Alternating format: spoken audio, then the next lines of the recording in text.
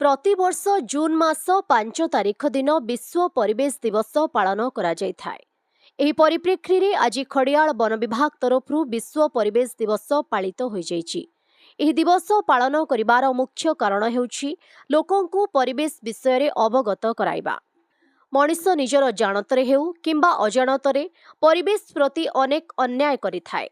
निजर उन्नति और जीविका निर्वाह पाई गछ काटिबा ठारू आरंभ करी कल कारखाना प्रतिष्ठा जानवाहन तैयारी आदि अनेक जिनिस करिथाय। आउ एथिरु निर्गत हेउथुबा धुआं परिवेश प्रदूषण करिथाय। प्लास्टिक रो बहुल व्यवहार परिवेश प्रदूषण रो अन्यतम प्रमुख कारण।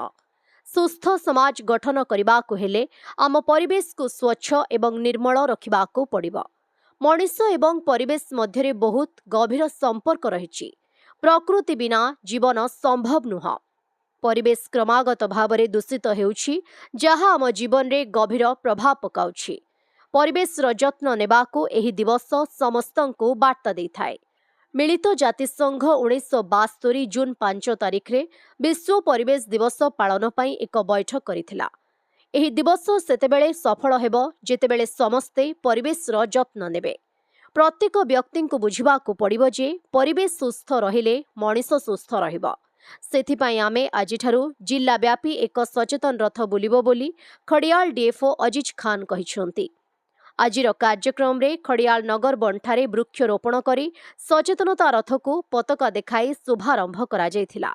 एही अवसर रे अन्यमानंक मध्यरे खड़ियाल रेंजर बंदिता बड़नायक, फॉरेस्टर कंदर्प सुनानी, नरेश दंडसेनांक समेत खड़ियाल डिविजन रो समस्त वन कर्मचारी उपस्थित रहिथिले।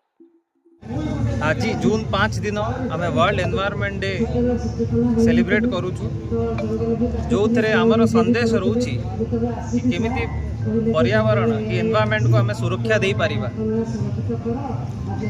जंगल जीवजंतु ओ केमती सुरक्षा देबा, जलवायु परिवर्तन को केमती आमे रोकिबा। आउ एइति पई हमकु जनसाधारण मानकर जनता मानकर सहभागिता एथिरे निहाती दरकार। आउ सेइति आमे एटा सचेतनता रथ आरंभ करिछु, जहा द्वारा कि लोक माननकु आमे केमती सजग करिबा ए विषय रे।